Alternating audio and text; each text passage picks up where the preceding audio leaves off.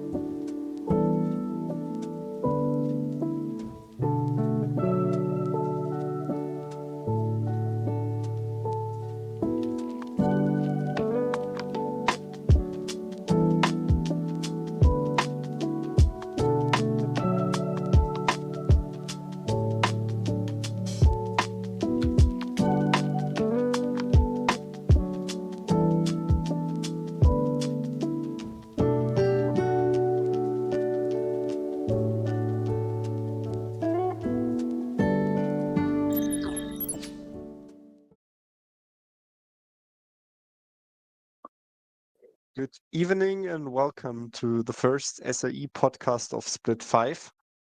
I'm joined here by Flay today and Dutch, and we will talk about everything new and important that you need to know about Split 5. Hello. Hello. Good to be here. It's been a while, but great to see you guys again. Yeah, I feel so too. I'm really excited to announce like all the changes. I mean, we have already announced most of them on like the Discord server, but I can see people overlooking all the changes or still being confused about what we have decided as the moderation team. So I think we should start with this Twitch channel here and just explain why we have a new one. Because everyone knows that we have the other one, like the SLE LOL and LOL SLE, the other two. The main problem was that we want to use the money of Twitch Prime subs to directly fund the production and the quality of the league, maybe get new graphics in and stuff like that.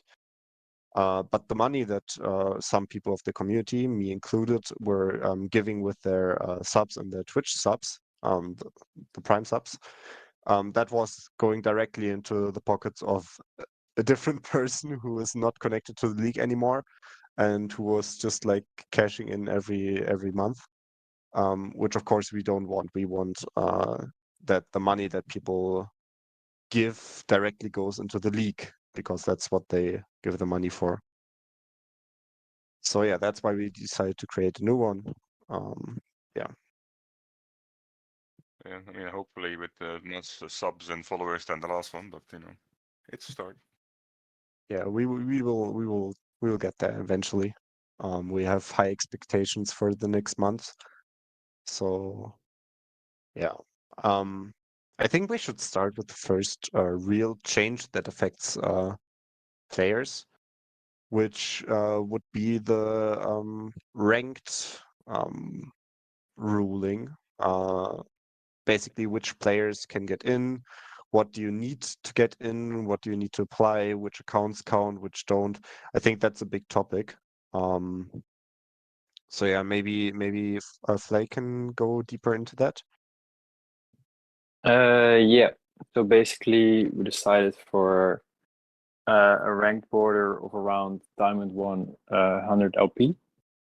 That's basically for everyone who's joining in new to the league. And we have a bit more of a lenient rule for people who've already played in the last 2 splits. So we consider those people veterans. And you might want to, even if you're not certain if you're a veteran or not, you might want to still apply and see if you get in, etc. We can, of course, you can of course make a ticket, see if it applies to you, and we'll be happy to help that. Why did we decide on Diamond 100 LP? It's mostly around Riot's, how do you say, ranked inflation that has been, or LP inflation, I should say, that has been happening a bit. But with the new edition of Emerald, we're hoping that it kind of evens out again, so that people who were previously, let's say, master in last season, will actually end up in around Diamond nowadays, or next season, which is kind of what Riot expects to happen as well. Players will kind of even out a bit more over the tiers, as you can see in this nice little infographic that they provided in one of their dev articles, I believe. Yeah. And I think that's an important thing to consider, that this split, like the one that just ended, the one of League of Legends, was special for many people. Like a lot of people peaked a lot higher than they were before, and that they maybe will ever do again in the future, because of the AP, which Flay just described. So we need to treat this split differently. We can't just go with the rank cap that we had last split and just apply it right now again, because we want to keep the players who are not performing way above everyone else, but are strong and recognizable people of the community. And we want to keep them in, and that's why we have the veterancy rule, which we will basically apply case by case. We will look at every single player who would be a veteran that peaked master or above, and we will rate if they are still fine for the league, which I think all of them are that we have looked so far. Most of them. What did you say? Most of them. I mean, I don't really know about like 2 splits ago, but in this split, from the previous split, I don't say anyone that has masters really is above the league's general level, I guess. Yeah, we will look deeper into that. Yeah. Yeah, that's right. There are also other things you need to consider when applying for the SLE. Like of course the cap, where how high can you climb? That's like one thing that is important, but we have also other rules which should be on the screen in a bit. Which is basically how many games do you need to have played on your account in the last split or this split? What level does your account need to be? What do we do with EU Nordic East accounts or with Russian accounts? And yeah, that's we have the rules on here. Flay, can you maybe go point by point and explain them a bit more detailed? Yes, I can. So let's start at the beginning. Player's account must be on EU West. This basically implies that we don't necessarily care about your EU, NE, or Russian accounts. You still have to supply them, as they are kind of seen as Smurf or other accounts, as to say. The most important thing is that you have a viable account on EU West that you can play on for the entire tournament. That's what that rule kind of implies. The second one we kind of already went over. It's the ranked cap for kind of 2023, so the whole season. And then if you already participated in one of the previous 2 splits, so that's, I believe, split 4, split 3, then you may be allowed by the mods on a case-by-case basis. So you can just apply, or you can send us a ticket beforehand and ask us, hey, will I be allowed if I apply with this and this team? And then we'll check it out and see if you're good to go. And then the third rule, our newest addition, is you can climb as high as you want once you're on a roster. In previous splits, we didn't have this one, and we had a lot of discussions about it and a lot of complaints, as I say, and we finally decided that it should be fine. People should be able to climb and improve while they're playing this tournament, right? That's kind of the... Yeah, but adding to that, there's still a thing, like if we notice someone climbs insanely fast, insanely high, we still have the right to say something isn't right here and kind of investigate the player if he's not really a Smurf or anything in that vicinity. Yeah, exactly. All right. Fourth rule kind of speaks for itself. You account needs to be level 80 plus on the EU West, and it either has to be had to be ranked during current or previous season, or it has to have 80 plus ranked games this season. So that means either you were ranked in season 12 and season 13 in solo queue, or you had 80 plus ranked solo queue games in season 13, which is this year. Something that we should add to that is that we combine both splits for the 80 games. So you don't need to play like 80 games in the 1 month that we have from now on, but like the ones that you already had before the soft ranked reset, those still count. It's still one season, not not split. Yeah, exactly. Good addition. And then the fifth rule is, well, the account that you give us on EUS that we're vetting is the one you'll always play on during the entire tournament. So there's no swapping around between that account and Smurf accounts, etc. You'll just play on the account that you give us and supply. Then the sixth rule kind of talks about how we're vetting your accounts. It will take usually up to 7 days, but depends on how busy we have it, and it's usually shorter. And then you will get a little answer by us, hey, a little good to go, or hey, if you kick this guy or exchange this guy for another person, then you're also allowed. Also important, supply us with your Smurf accounts, because we see them as active accounts that you play on, and they might give an advantage over other teams if you do not supply them. So we highly encourage you to give them to us as well, so they can be scouted and given every team a fair chance. Yeah, if you're not sure if one of your accounts could be seen as an active account, then rather just give it to us, and we will tell you if it's not important. In general, we just want to make sure that people can scout you. Like if you're playing League and you play in a tournament, then people should be able to see what kind of player you are from your solo queue games, and have an easier time like preparing their draft. In general, one thing that's important is that any breaking of rules, like no matter if it's this rule or any other rule, we will see as intentional. The reason behind that is that we can never be sure if a player really just made an accident or not. So we rather just be like, okay, just read the rules. Just before you do something, before you add a player to your team or something, rather read through the rules again or ask someone from the staff team. If you're not sure about it, just create a ticket. That way we can make sure that there are no accidents happening. Yes, exactly. By the way, if there are any questions arising, just ask them in the Twitch chat. I have it open here, and I will just go through them when we have time for it. Exactly. So yeah. Yeah, Okay. we can talk about it. Yeah, maybe there's some questions. I don't see any popping up. Yeah, maybe it's me very neither. clear, you know?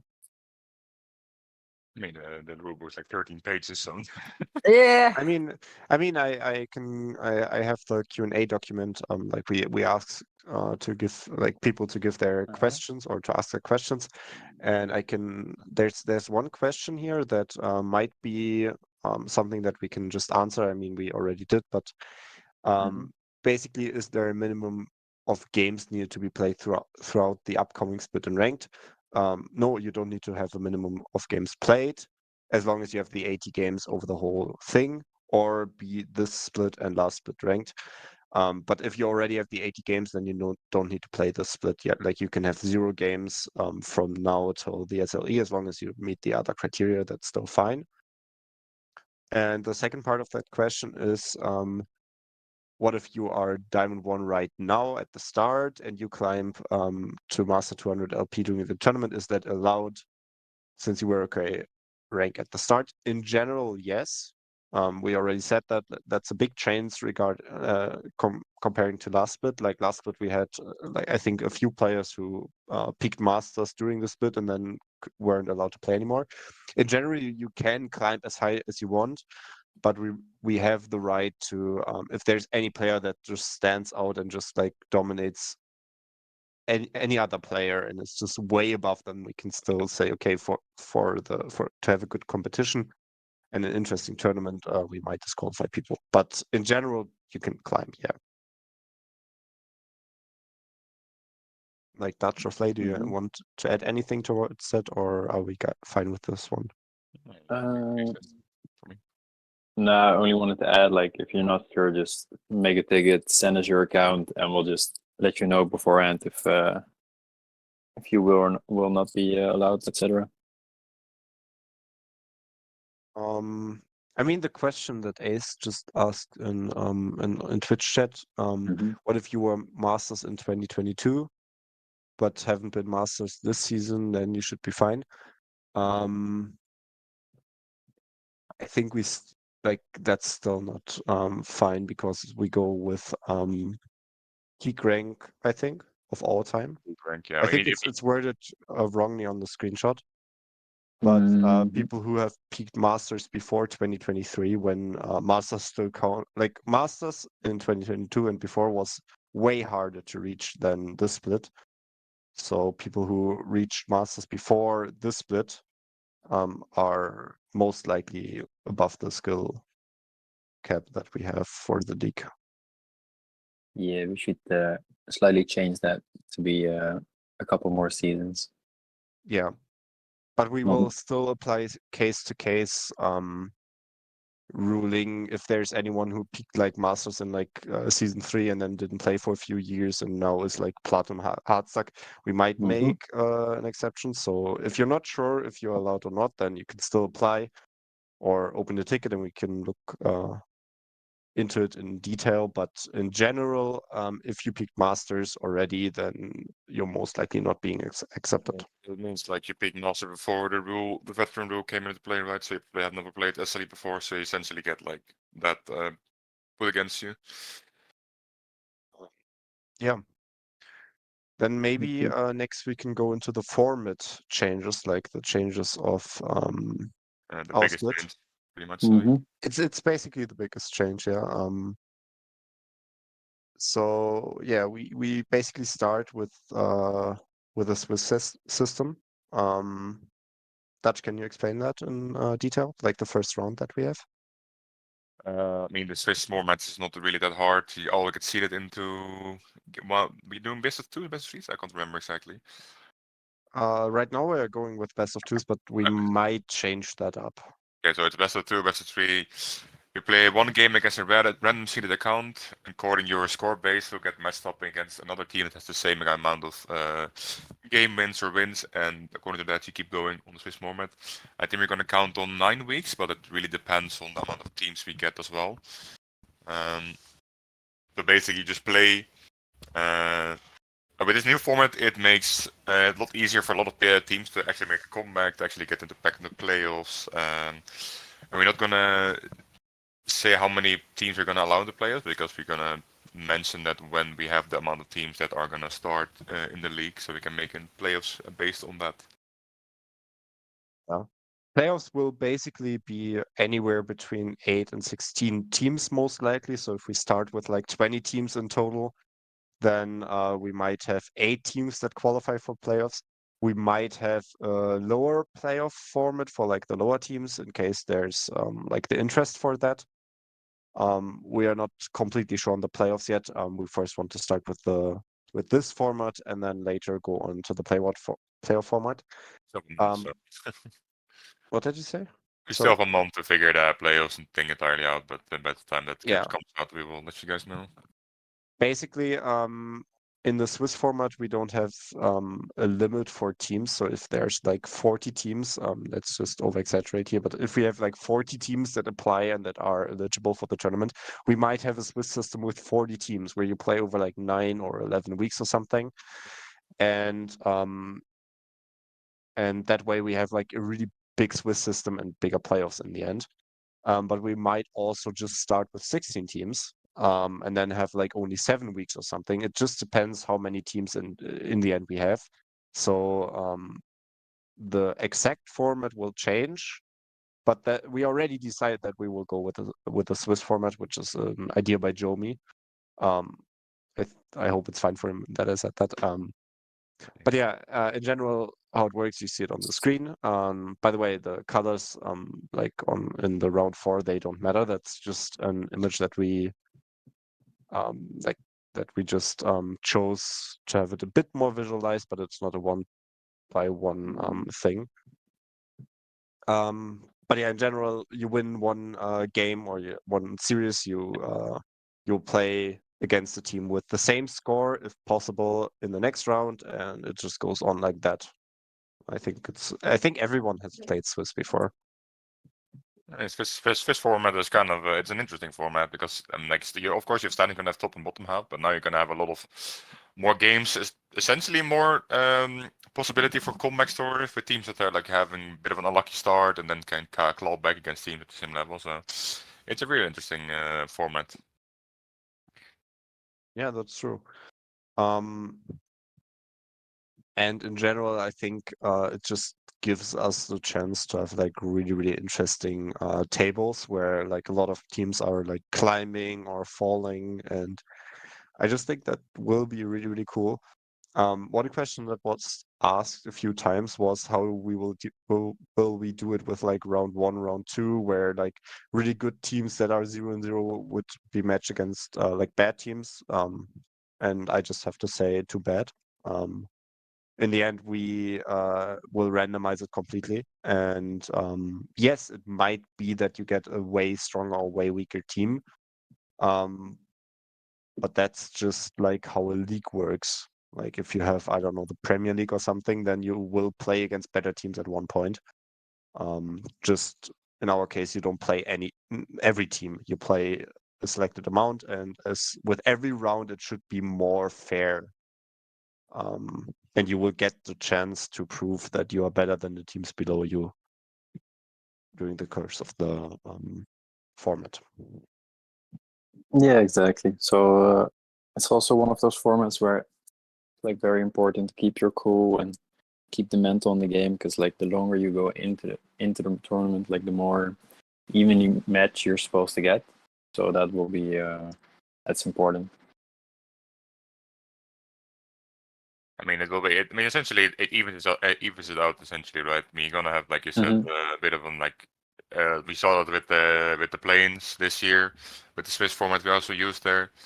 You're gonna have unlucky games like you're playing against like the two best teams, maybe the first 2 rounds, but after that it's gonna even it out ends essentially. And if you're a better team than the rest, you'll come on top in the end. So it can be unlucky to start, but it always evens out. Yep. Yeah. And we will go over to the playoffs just shortly. In general, this just summarizes down what we already have said. We will start the playoffs with 8 to 16 teams, somewhere between that. And all playoffs matches, that's a big change, will be played as or are meant to be played as a best of 5, just because best of 5s are way more exciting, way more interesting than best of 3s. In rare cases, you can just open a ticket for that. We might allow any single series to be played as a best of 3 or best of 7, just like whatever you want. Which we will just evaluate if that's fine or not. So if you apply with your team, then keep that in mind that there will be best of 5s if you advance to playoffs. In general, that's something that is important to consider, that you have 10 spots for your team. You can apply with your main roster, 5 players, and then have 5 substitutes. And we encourage every team to fill those spots up, because you will not be able to push games into the next week. You will have to play your match in that week from Monday to Sunday. And you are expected to play them. And even if you have to play them with substitutes, then you play them with substitutes. So really just use those 10 spots that you have for your players. And if you think you don't have the time to play one match a week, then yeah, maybe it's not something that you should look in, and you should rather look at like weekend tournaments or something like that. Yeah, I mean that explains it pretty much now. Yep. I mean, we had Yeah. last playoffs, the best of 5s were really enjoyable to watch, and it was all interesting. But I think with everyone knowing beforehand how the playoffs are gonna form, that shouldn't be a problem in this setup. Yeah. And I think one thing that we should just clarify is regarding the site selection. Yeah, the higher seed will always choose their starting side. The higher seed is basically whoever finishes higher in the regular season in the Swiss format. They will have site selection game 1, and then the losing team gets it for game 2. We do that because we just want to make sure that the regular season counts for something. And if you play really well there, then you're rewarded in playoffs, which will most likely be double elimination. Yep. Yeah. Mhm. The next thing that we will go into are roster lock-ins, because roster lock-in is something really important that a lot of people didn't really know how to do. And we're just trying to mimic what other teams were doing before them. But I think mostly no one looked into the ruling, so we will do that. Yeah, Flake, can you present us how a good roster lock-in looks like? Yeah, so basically, a good roster locking is done way beforehand the game, 24 hours to be exact, because you want your enemy team to have enough time to scout, prep, etc. And if you post your roster locking 2 hours before the game, that might not be enough time for everyone. So that's why we would like you to do it 24 hours before, which is basically usually that's like the night before you're supposed to play. So that's a good reminder for yourself as well. So it should look for a best of 2. It should like 5 players, preferably top to bottom. You start with your top laner, jungler, mid laner, ADC, and support, and then you put your 2 subs at the bottom there. And for best of 3, best of 5, basically the same, but just with 1 more sub. And we have a very specific rule when you're late with your roster lock-in, because every 6 started hours late on the roster lock-in results in 1 ban taken away, for a total of 5 bans. And I believe those 5 bans are all for the first game, right? Yeah, it's for the first game, basically. Right. To make up for the missed scouting. One thing that is important, if at the time the game is scheduled for, you haven't put any roster lock-in in, then basically the match counts as forfeited.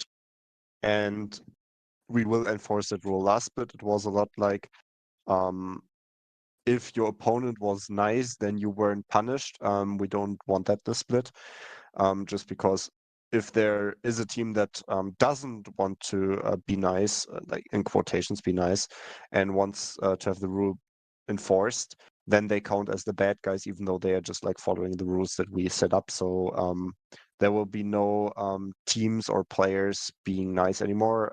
We will just enforce every rule.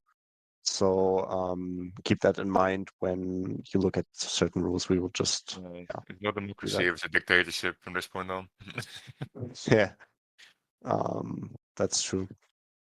In general, a roster login can but doesn't have to include an OPGG.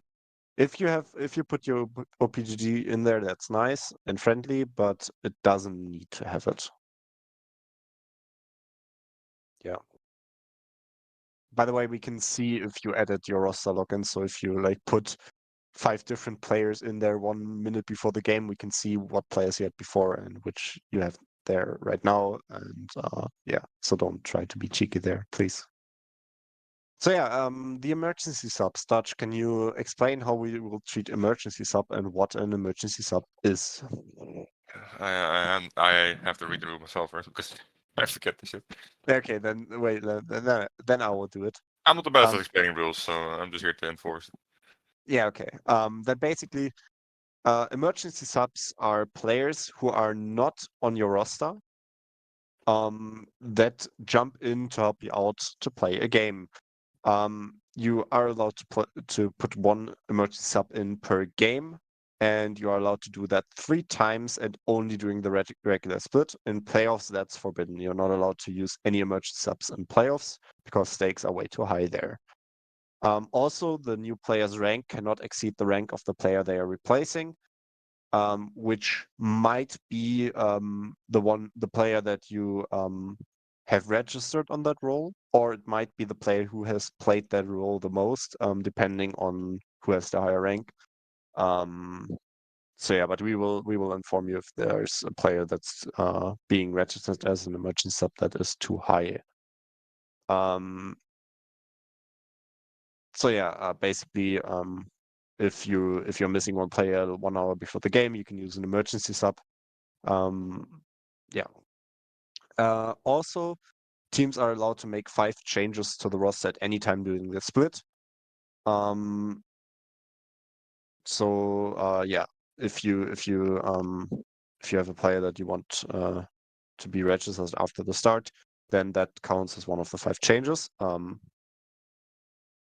Yeah, so rather just register 10 players that you want to have in there at the start, so you don't need to use your changes on that. Is there anything else that you guys want to add to the roster, to the former format, or can we jump to the next point? No, pretty good. Oh no, there's one more thing actually.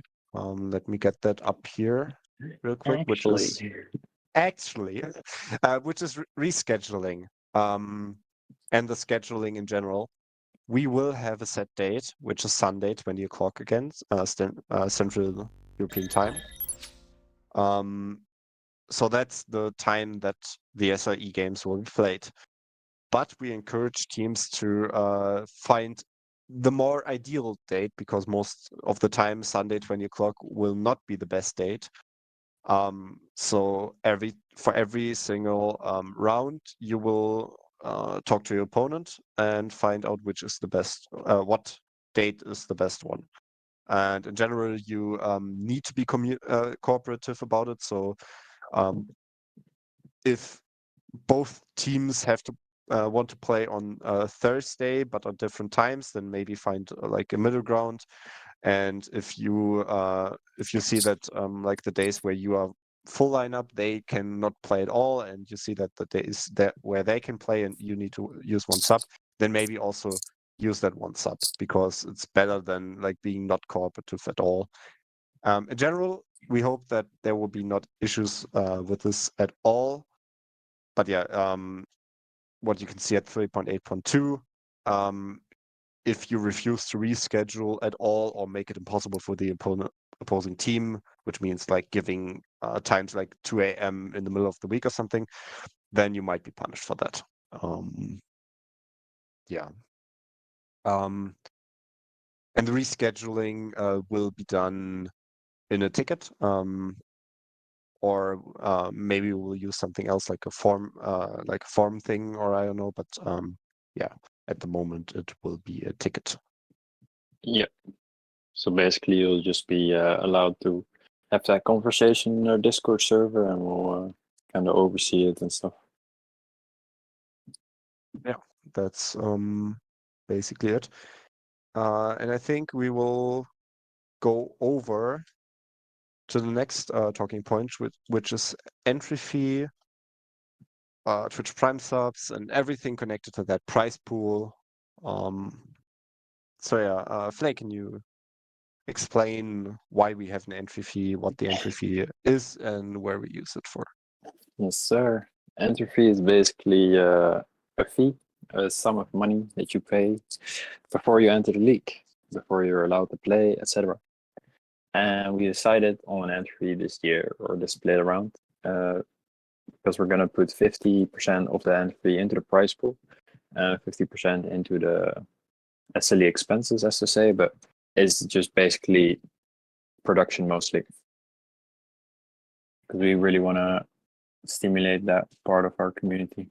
We feel like there's a lot of hype and also community sense coming from production and streams, which kind of gathers a lot of people in one place at the same time. And that's something we want to encourage and make as pleasant as possible. Yeah, also in case we decide that we want to have like new graphics, because the ones that we use right now are really old, then we might pay a designer, professional designer to do it.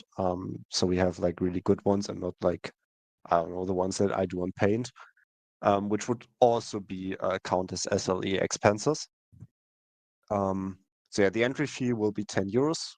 which is basically €2 per player, which I think is fine considering that you get like a few months of entertainment of a league play that we are organizing for free. Like none of the moderators or admins gets any money out of it. Like we don't get paid for it, or we don't take money out of the things and call it SLE expenses. Like all the money that goes into the league will be put either as a prize pool for the players to earn, or as money that we put back into the league to improve the league and make it more exciting. So yeah. Yep. We thought about putting a higher entry fee here because there are certain expenses that will not be able to be paid with only 50% of the €10, with only €5 per team. One main thing is the production. Last but our guy Pepper was doing it basically for free, but he is improving and he already got offers where he got paid, and it's just a logical step to for him to go to a league that pays him. And we don't want to lose him because for anyone who watched his streams, with the replays, mid-play and everything, it's just beautiful. And that's why we will have certain other opportunities for you to support the league, even if the entry fee is already paid. For example, if you have a Twitch Prime sub, which you can't do right now, but you will do in the future. You will be able to do that in the future. You can use your Twitch Prime sub to support us. We will also announce Patreon during the end of August, where you can choose to support the league. But we'll go into that when it's the time. In general, we just want to give you the highest quality as possible. So yeah. Yep. I don't think there's anything important right now regarding No, this not feature. really. Yeah, pretty straightforward. Yeah. Oh yeah. By the way, in case we have a lot of teams that apply, of course the prize pool will also rise with that, because with every team that joins, there are €5 being added to the prize pool. So yeah. Ace asks if we're gonna host any TFT tournaments. Why not? If there's the interest. If there's the interest for that, of course. We already hosted the Ultimate Bravery tournament, I think 1 week ago, which was done by a community member, Shiki. But we also have the in-house queue, and we want to have more things that keep the people entertained, because we are not just a league that happens every few months, but we are like a community, and we want to give you a lot of things that you can be that you can do to keep being entertained, and yeah. That's still waiting for the basically. ARAM tournament we had promised three splits ago. Yeah, an ARAM tournament would also be something that we could do. But yeah, no. For those fun tournaments, we won't put Masters tags caps. Also for Ultimate Bravery tournament and stuff like that. Everyone is allowed to join. Everyone who's part of the community. Yep. But yeah, if you have any things that you would like to have a tournament in, like Rocket League or whatever, just tell us, and we see if we look at the interest of the community, and if the interest is big enough, then we will organize it for everyone. I mean, at the end of the day, we have as a league ourselves. That's why we want to have that much game streamed. We have a lot of content with articles and stuff. We want to be in league. There's a lot of engagement. We can also do it be it a quick cash out, a grab, with organize it and just do nothing around it. But since SLE has been kind of known for the content and how the community has been, we just like to be very big in that sense. And I think you guys enjoyed it as well. Yep. Yeah. then we can go to our next point, which is the Discord server. It's not a big one, but Lena, a moderator of our team, she is putting like a lot of work reorganizing the Discord, deleting unnecessary channels. Like we had, I think for some things we had like 3 similar channels, which basically did the same thing, and we're just like cluttering. So she already did that, and she's still organizing it. If you go into the Discord, at the top you can see channels and roles, which basically you can click on and then decide what you want notifications for, what your interest is, if you want to participate in in-houses mainly, or also in the SLE, or both. And you would just find some stuff that's interesting there. Yeah, that's basically something that I wanted to mention on stream. Yeah, and I think one more thing that we should add regarding the punishments, like if someone breaks a rule or if someone like doesn't behave accordingly to our code of conduct. In general, for every breaking of rules, we will decide how to handle that. We don't have a specific thing like if you do A, then B will happen. We don't have that because every single case is different. But what we will do is be transparent. We will create a channel where every single rule breaking and the punishment for it will be posted. So on one hand, the community can be entertained when Dutch again failed to disclose one of his Smurf accounts and he gets like banned for a game or something. But also, you can see what will happen, what could happen if I do the same thing or if I break the same rule. So yeah, basically that's how we want to treat punishments during the next bit. Yeah, I mean, a lot of punishments have guidelines on what kind of when you'll be looking at like some sort of repercussions, and there are definitely a couple guidelines in the doc already about what you can kind of expect. But some situations aren't necessarily described in the document, and then we kind of need to find something fitting to punish, as to say. Yeah, that's true. In general, one thing that's important is that any member of the staff team, so anyone who's a trial mod, a moderator, or an admin, counts as a member of the staff team. So if they tell you something, then that's what the staff team says. So what we don't want to see is if, like, I don't know, Itchy tells you you broke a rule, and that will be a punishment. We don't want you to be like, yeah, hey, admin, what do you think about that? Is this really how you will solve it? Or I don't know. Like any one of us has the right to enforce rules. Yeah. I think we are now basically at the end of our agenda, so we can go over to questions. What we could do is if someone wants to come on here and ask questions on stream, we can do that. Otherwise, you can just text one of us on Discord or write the questions in the stream chat.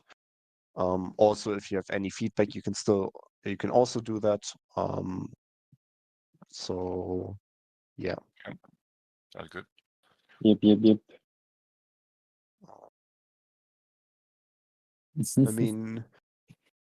I mean, what I can do is go into the Q&A document again and see if there's any question that has not been answered so far. How many rounds will the Swiss stage have? As we said before, we don't have a defined amount yet. We will decide it based on the amount of teams. The more teams, the more rounds will be, just to make sure that the right teams get into playoffs. Also, it will be an uneven amount because the amount of tiebreakers always are higher if you have even amount of rounds. So yeah.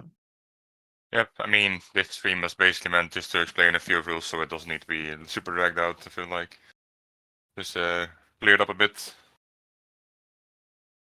Yeah. And if you have anything that's like really big, we should know this. No, not really. I Not mean, the that biggest comes to part was mind. the entry fee, the format change, and the rank changes that are coming in. Besides that, everything speaks for itself, I feel like, and of course, everyone can just message us when the more questions arise. Yep. Preferably make Yeah. a ticket, but DMs are open. Yeah, just DM Linus, that's fine. No, just create a ticket. But yeah, in general, maybe we can already say, like, give a small teaser on which teams have already entered the tournament. Basically, we have one of the Chi teams. We will have two Chi teams, but we don't want to go into that too deeply. And both Black Manta and Sniphack, who have already secured a spot. But you still have time for that, so you don't need to rush. A month. It's a Yep, month, yep. yeah. A month. Make sure your team is up to par. Exactly. Get them trained and everything. When next month's going around before, like a week before the season starts, we are definitely going to do a podcast about them to go maybe build a bit of hype, expectations, new teams, etc., everything like that. I mean, and we keep everything everyone updated on the Gen 1 announcements if something changed or something happened, or if you have like a big announcement to make. Yep. Yeah. Exactly. Yeah, then maybe the last thing is, if you haven't followed this Twitch account yet, then please do that. We want to get this Twitch account ready as soon as possible, so we can have every feature that we want, channel points, for example. And there are certain requirements that we need to meet before that, which at one point is have 7 different streams. So you can expect some wonky streams coming in during the next days. Maybe we will restream games of the past of the SOE, which we still have, like I don't know, games of Split 3, for example. And also we need to have 50 followers. So if you haven't followed us yet, then do that. And yeah. How much do we have? We have like 500 or something. Yeah. On the other one, it's I think like 500 or something. Yeah. But we need 50 for the requirement to like enter the real Twitch rank. And we have 33 right now, so it's just a few more to go. But yeah, I think that's all for like the first podcast. It doesn't seem like there are many big questions right now, but I think we made everything clear. Yeah, you can kind of expect us to probably have some streams about the previous games from, I guess, finals was it right? And there we have some people in our community who make content as well, which could be fun to stream. Which is usually it's quite fun to watch. I believe Gucci has their own little account as well, and check out our Patreon, which goes into production again as well. If you want to support us more than just the entry fee. Yeah, sounds good. Yeah. Okay, then thank you all for joining in. Be active in the community and have a nice Monday evening.